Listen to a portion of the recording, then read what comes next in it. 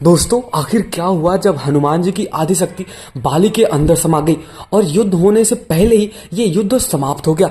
हाँ, मैं उसी बाली की बात कर रहा हूँ जो सुग्रीव का बड़ा भाई, अंगद का पिता और अप्सरा तारा का पति और वानर श्रेष्ठ ऋक्ष का पुत्र बाली बहुत ही ज्यादा शक्तिशाली था। देवराज इंद्र का धर्मपुत्र और किष्किंधा का राजा बाली जिससे भी लड़ता था, लड़ने वाला कितना ही शक्तिशाली क्यों ना हो, उसकी आधी शक्ति बाली में समा जाती थी और लड़ने वाला कमजोर होकर मारा जाता था। लेकिन क्या आपको पता है, जब एक बार बाली और हनुमान जी का महाभयंकर युद्ध हुआ था, तो चलिए फिर आज के इस वीडियो में हम जानेंगे बाली वर्सेस हनुमान जी। बस वीडियो में अंत तक बने रहे। वीडियो अगर पसंद आए तो वीडियो को लाइक करना और चैनल को सब्सक्राइब तो अवश्य कर देना। रामायण और रामचरित के अनुसार बाली को अपने धर्म पिता इंद्र से एक स्वर्ण हार प्राप्त हुआ था।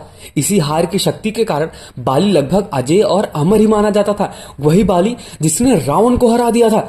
उसने कई ऐसे युद्ध लड़े और सभी जितने भी युद्ध थे सब जीत गए थे। अब इसी स्वर्ण हार को ब्रह्मा ने मंत्र युक्त करके यह वरदान दिया था कि इसको पहनकर बाली जब भी रणभूमि में अपने शत्रु का सामना करेगा तो उससे शत्रु की आधी शक्ति छिड़ हो जाएगी और यही आधी शक्ति बाली को प्राप्त हो जाएगी। यह बाली के शक्ति के बारे में ज्यादा किसी को पता नहीं था और जहां कहीं भी वो उतरता था वहां पे विजय तो तय थी। तो ठीक इसी प्रकार एक बार जब ऐसा हुआ कि बाली का सामना जब स्वयं हनुमान जी से हुआ, उसके बारे में हम जानेंगे। एक बार ऐसा हुआ कि हनुमान जी उसी वन में राम नाम जप का तपस्या कर रहे थे। बाली जोर जोर से चिल्लाने लगा और उनकी तपस्या में विघ्न डालने लगा। उन्होंने बाली से कहा, मतलब हनुमान जी ने अपने बाली से कहा कि वानर राज आप अति बलशाली है, हमें भी पता है, सबको पता है और पूरे ये लोग को पता है, आपको कोई नहीं हरा सकता। लेकिन आप इस तरह चिल्लाकर हमें डिस्टर्ब ना करो क्योंकि मैं अभी प्रभु श्री राम की तपस्या कर रहा हूं और उनका नाम ले रहा हूं। अब ये सुनते ही बाली भड़क गया। उसका जो क्रोध है वो आग बबूला हो गया, भयंकर तरीके से चिल्लाने लगा। उससे हनुमान जी को चुनौती दी और यहां तक का कहा कि हे वानर, तू जिसकी भक्ति करता है मैं उसे भी हरा सकता हूं। अब वैसे तो अपने हनुमान जी बहुत ही शांत स्वभाव के हैं, वैसे तो कुछ भी होता है वो बहुत शांति से रहते हैं और किसी को कुछ भी नहीं बोलते। लेकिन अगर उनके प्रभु श्री राम के ऊपर अगर कोई भी कुछ भी बोलता है तो उनका जो क्रोध है ना वो बहुत ही भयंकर हो जाता है। मतलब वो उस टाइम अपने आप को खुद को नहीं रोक पाते जब कोई भी श्री राम के बारे में बोल देता है। तो प्रभु श्री राम का मजाक उड़ाता देख हनुमान जी का जो क्रोध है वो आग बबूला हो गया। अब यहाँ पे हनुमान जी ने बाली की चुनौती को स्वीकार किया और उसको पूरा ऐसा बोल दिया कि ठीक है, मैं तैयार हूं तुमसे युद्ध लड़ने के लिए। चुनौती स्वीकार करने के बाद ये तय हुआ कि अगले दिन सूर्योदय होते ही दोनों के बीच में महाभयंकर युद्ध होगा। जब हनुमान जी ने युद्ध को स्वीकार किया तब ये दोनों अपने अपने घर चले गए। मतलब बाली अपने राज्य सिंहासन के पास चला गया और हनुमान जी भी अपने पास चले गए। अब जैसे ही अगले दिन हनुमान जी तैयार होकर दंगल के लिए निकल ही रहे थे, वहां पे आता है स्वयं कौन, आप समझ सकते हो? आप कमेंट सेक्शन में मुझे बताओ कि यहाँ पे कौन आया होगा। मैं आपको चलिए बताता हूँ। वहां पे आता है खुद ब्रह्मा जी, उनके समक्ष प्रकट होते हैं, उनके पास आते हैं और उन्होंने हनुमान जी को समझाने की कोशिश की कि बाली की चुनौती को स्वीकार ना करे। लेकिन हनुमान जी ने कहा कि उसने मेरे प्रभु श्री राम को चुनौती दी है, ऐसे में यदि मैं उसकी चुनौती को अस्वीकार कर लेता हूं तो दुनिया क्या समझेगी? इसके लिए तो सबक सिखाना ही पड़ेगा। हनुमान जी ने ये चीज सीधा सीधा ब्रह्मा जी को बोला कि भाई मैं तो सबके लिए सुन सकता हूँ, लेकिन अगर कोई प्रभु श्री राम के लिए कुछ भी गलत बोलता है मैं उसको तो बहुत ही भयंकर मार दूंगा, ऐसा करके। तो यह सुनकर ब्रह्मा जी ने कहा ठीक है भाई, जाओ, मैं तुम्हें बोलता हूं तथास्तु। आप दंगल के लिए जाओ, लेकिन आप अपनी शक्ति का 10वां हिस्सा ही लेकर जाना, शेष अपने आराध्य के चरण में समर्पित कर दो। दंगल से लौटकर यह शक्ति फिर से हासिल कर लेना। ये शक्ति जो है आपका यही का यही रहेगा, आप टेंशन मत लो। लेकिन अगर आप 10वां हिस्सा उससे ज्यादा लेके जाते हैं तो मुझे लगता है कि बाली का जो पूरा शरीर है वो फट जाएगा। यहाँ पे ये स्वयं ब्रह्मा जी ने अपने हनुमान जी से विनती भी करी, कैसा कह सकते हैं, क्योंकि जो बाली था वो स्वयं इंद्र का पुत्र था। अब इंद्र वही है जो जिनकी शक्तियों का कोई सामना नहीं, जिनकी शक्तियों का कोई विचार नहीं। तो इसलिए अब ब्रह्मा जी स्वयं आए और हनुमान जी से यहाँ पे रिक्वेस्ट करने लगे कि आप अपनी शक्ति का 10वां हिस्सा ही लेके जाना। यह सुनकर हनुमान जी मान गए और अपनी कुल शक्ति का 10वां हिस्सा लेकर बाली से दंगल करने के लिए चल पड़े। दंगल के मैदान में हनुमान जी ने जैसे ही बाली के सामने अपना कदम रखा, ब्रह्मा जी के वरदान के अनुसार हनुमान जी की शक्ति का आधा हिस्सा बाली के शरीर में चला गया, क्योंकि ब्रह्मा जी ने खुद ही बाली को ये आशीर्वाद दिया था कि जब कभी भी तुम युद्ध में उतरोगे तो सामने वाली की जो शक्ति है वो आपके अंदर चली जाएगी। अब इससे बाली के शरीर में उसे अपार शक्ति का एहसास होने लगा। उसे लगा जैसे ताकत का कोई समंदर शरीर में हिलोरा ले रहा है। चंद पलों के बाद बाली को लगने लगा मानो शरीर की नसें फट जाएंगी और रक्त बाहर निकलने लगेगा, क्योंकि हनुमान जी के पास इतनी शक्तियां थी कि भाई अगर आप समझो, यही समझो कि उन्होंने सीधा पहाड़ को उठा लिया था। और तो और सबसे खास बात तो ये कि श्री राम और लक्ष्मण जी दोनों को अपने कंधे पे उठाया था। आप यहाँ पे और यहाँ से अंदाजा लगा सकते हो कि हनुमान जी के पास कितनी शक्तियां थी।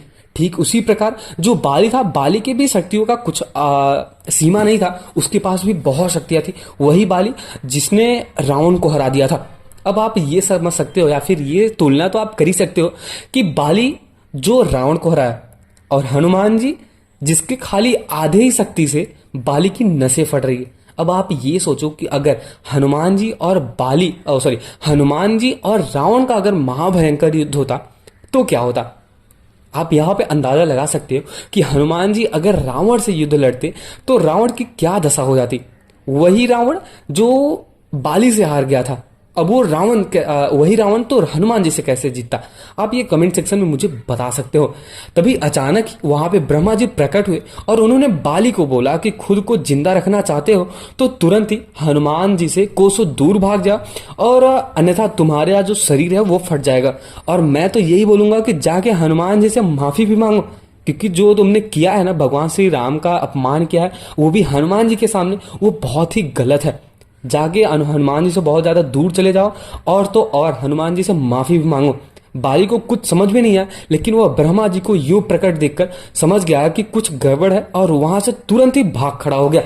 अब इसके बाद कुछ ऐसा हुआ, बहुत दूर जाने के बाद उसे राहत मिली, क्योंकि युद्ध में जब वो युद्ध के मैदान में उतरता था तभी उसकी शक्तियों का, मतलब जो सामने वाला योद्धा होता था उसकी शक्तियों का एहसास होता था। लेकिन जैसे युद्ध क्षेत्र से, युद्ध भूमि से दूर भागता था तो उसको कुछ राहत मिलती थी और वो शरीर को हल्का महसूस करता था। ठीक उसी प्रकार जब बाली ने हनुमान जी की आदि शक्ति को ले ली थी, उसके बाद जब वो जैसे ही दूर भागा उस मैदान से, तब उसको थोड़ी सी राहत मिली, शरीर में हल्कापन लगने लगा। तब उसने देखा कि ब्रह्मा जी उसके समक्ष खड़े हैं। तब ब्रह्मा जी ने उससे कहा कि तुम खुद को दुनिया में सबसे शक्तिशाली समझते हो, लेकिन तुम्हारा शरीर हनुमान जी की शक्ति का छोटा हिस्सा भी संभाल नहीं पा रहा है। तुम्हें मैं बताना चाहता हूं कि हनुमान जी की अपनी शक्ति का 10वां हिस्सा भाग ही लेकर तुमसे लड़ने आए थे। सोचो यदि संपूर्ण भाग लेकर आते तो तुम्हारा क्या होता। यहाँ पे ब्रह्मा जी ने सीधे सीधे बाली को ऐसा बता दिया कि भाई हनुमान जी अपना 10वां हिस्सा लेके आए थे, जो कि कुछ भी नहीं है, मतलब 10वां हिस्सा मतलब एक चींटी के बराबर उनके लिए तो होता है।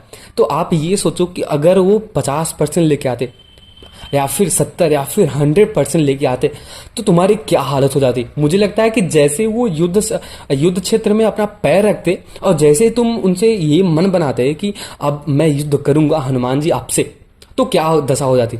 तो तुरंत का तुरंत बाली का पूरा जो शरीर है ना वो नष्ट हो जाता, पूरा फट जाता और ऐसा होता पूरा रक्त बहने लगता। अब बाली को यह जानकर उसको पता चला और वो समझ भी गया कि मैंने बहुत ही बड़ी भूल कर दी है।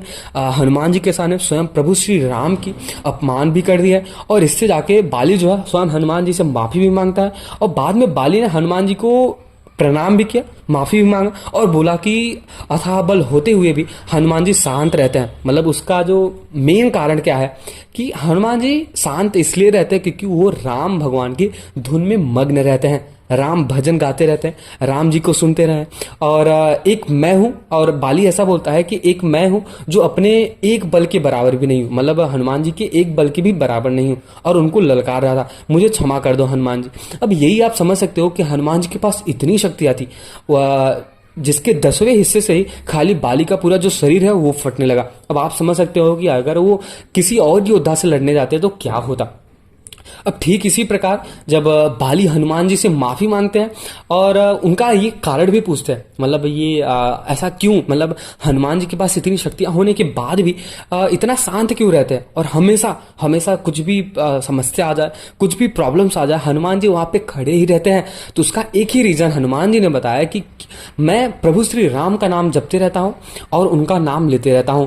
तो प्रभु श्री राम के नाम में कितना दम है आप यहां से अंदाजा लगा सकते हो कि जैसा कि आप कभी भी प्रभु श्री राम का नाम लेते हो तो आपको इतनी सुकून मिलेगी, इतना शांति, और कह सकते हैं कि बहुत ही आनंदमय होगा। ठीक उसी प्रकार हनुमान जी ने बाली को ये समझाया कि मैं प्रभु श्री राम का नाम लेते रहता हूँ और यही सबसे बड़ा रीजन है कि मैं शांत रहता हूँ और शांत स्वभाव का हूँ और मैं कभी भी हारता नहीं और कुछ भी प्रॉब्लम्स आ जाए चाहे कुछ भी हो जाए मैं हमेशा वहां पे तत्पर रहता हूँ। ये है प्रभु श्री राम की महिमा और हनुमान जी की महिमा। तो अगर आपको ये वीडियो पसंद आया तो वीडियो को लाइक करें और चैनल को सब्सक्राइब तो अवश्य कर देना। मेरा यही आपसे निवेदन है कि चैनल को आप सब्सक्राइब करके जाना, वीडियो को लाइक भी जरूर करें, क्योंकि अगर आप लाइक और शेयर सब्सक्राइब करोगे तो मुझे मोटिवेशन मिलेगा और मैं कुछ ऐसे ही रिलेटेड वीडियोज डालता रहूंगा। तो मिलते हैं किसी और वीडियो में। कमेंट सेक्शन में जय श्री राम और जय बजरंग बली लिख के तो जरूर जाना।